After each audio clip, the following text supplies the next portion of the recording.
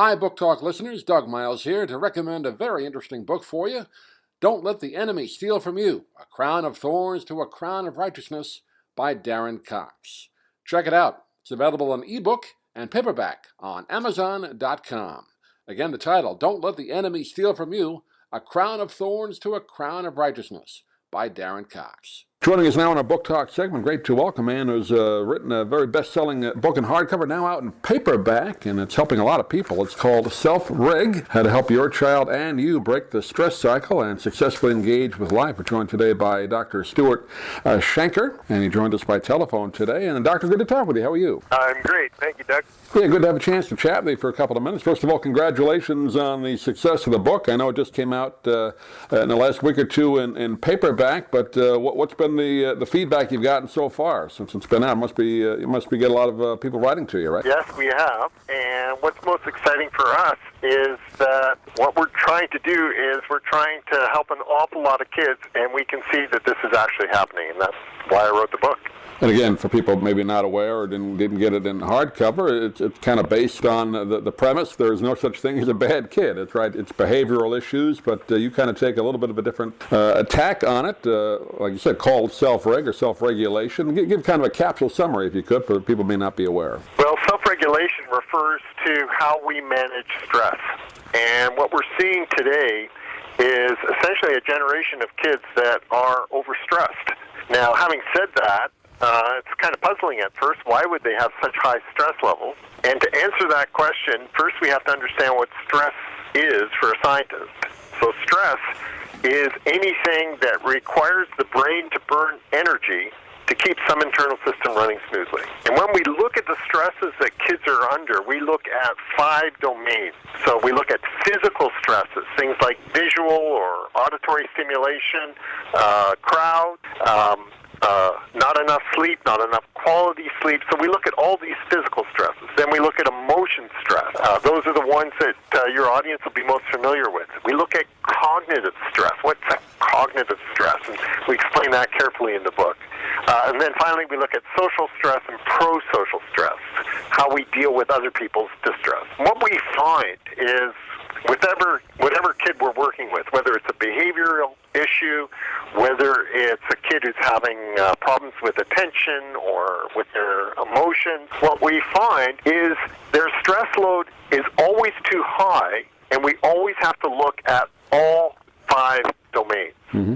All too often, we just look at the one that seems the obvious problem, the emotional issue that seems to be the one that jumps out at you. But in fact, it's always a function of all 5.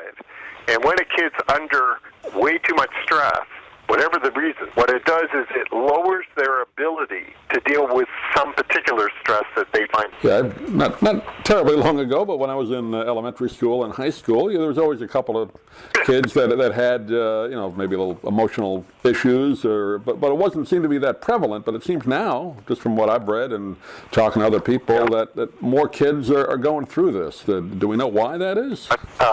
So 2 issues there. So the first one is, yes, you're right, and yes, we do. So first one, we track the number of kids that are having stress-related problems.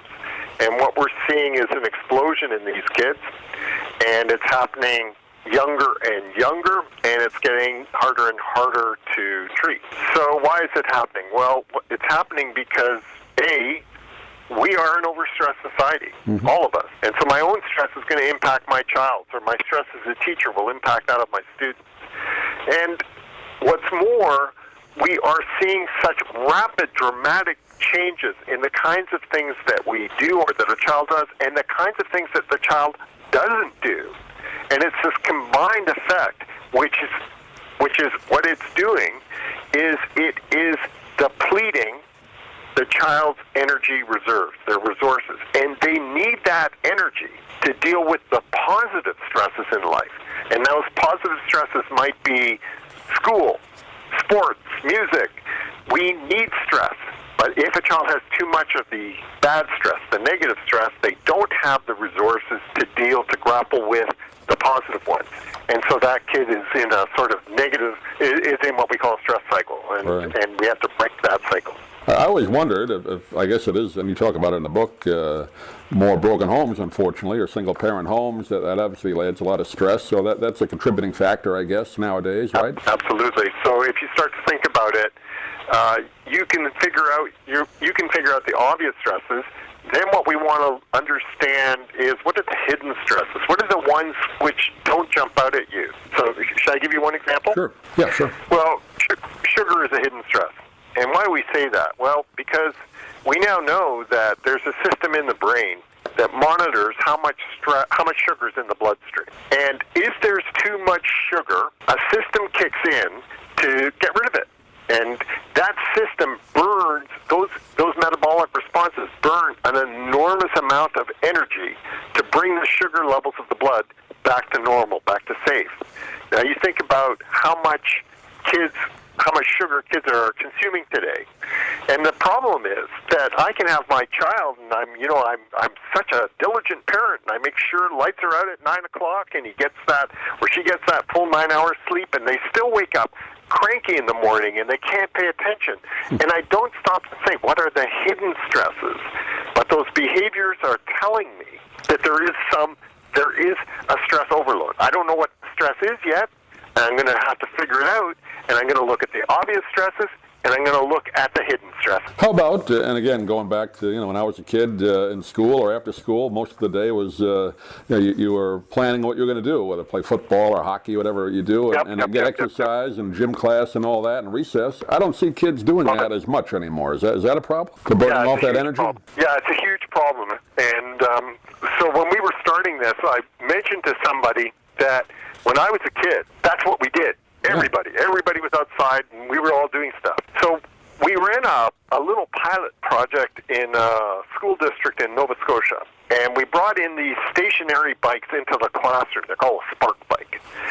And, oh my God, overnight, those kids that were the biggest problems, they'd spend, whenever they were starting to get a little bit hyper-aroused, they'd spend some time on the bike, come back and do their work. And now that caught on, so we've got these damn bikes everywhere now.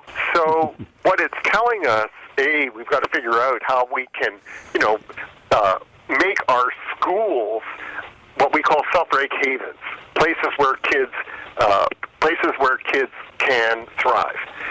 But more important is the lesson that we don't just look at the things that they're doing, like too much time on video games or too much time or too much junk food, etc. But also, what are the things they're not doing? I read a fascinating book by an American guy called Dan Lieberman, and it turns out that we need to have foods that we chew because this releases a neurohormone that helps us counteract stress called serotonin. And we have a generation of kids who don't like to chew. So there's a hidden stress for you. They need pre-chewed food. Well, it's a fascinating book. I know we have a limited time today. I should have said Dr. Shanker is a research professor of psychology and philosophy at York University. It's up in Canada, right? Yes. So I picked up on the accent. My mother's Canadian. My grandparents are. So I should have mentioned at the beginning. But it's a great book, and again, it'll help a lot of parents. We've taken over Tampa, haven't we? A lot of people down here from there, right. Yeah. Self-Reg is the name of the book, and Doctor, give out a website again. People get more information on the paperback. It is self-reg.ca. Great. Dr. Stuart Shanker has been our guest. Doctor, great talking with you. Hopefully we can do it again. Thanks for being with us. That was fun. Thank you. Thank you very much, Doctor. I'm Stan Brock. 30 years ago, I formed Remote Area Medical to help people overseas.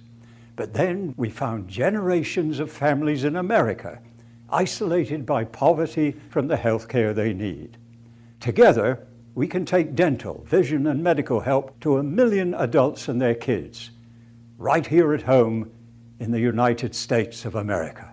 If you'd like to order the book we're talking about, please go to DougMilesMedia.com and enter the author's name in the Amazon search box. Thank you for listening. Please come back soon for more conversations here at DougMilesMedia.com.